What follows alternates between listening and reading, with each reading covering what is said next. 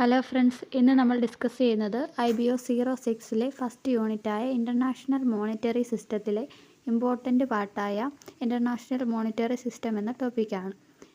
ഇത് national boundaries തമ്മിൽ നടത്തുന്ന ഇൻ്റർനാഷണൽ ട്രാൻസാക്ഷൻസിനെയൊക്കെ പേയ്മെൻറ്റ് ചെയ്യുന്നതും റിസീവ് ചെയ്യുന്നതുമൊക്കെ ഉൾപ്പെടുന്ന set of arrangement, rules, practice, institutions, ഇങ്ങനെയാണ് ഇൻ്റർനാഷണൽ മോണിറ്ററി സിസ്റ്റം എന്ന് പറയുന്നത്.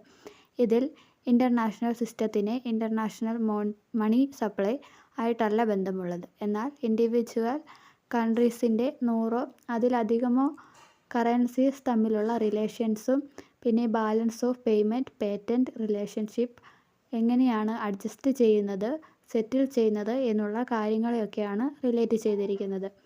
അതുകൊണ്ട് തന്നെ ഇതിനെ സിസ്റ്റം എന്ന് പറയുന്നത്. മോണിറ്ററി എന്ന് പറയുന്നതിനേക്കാൾ വലിയ കൺസെപ്റ്റാണ്.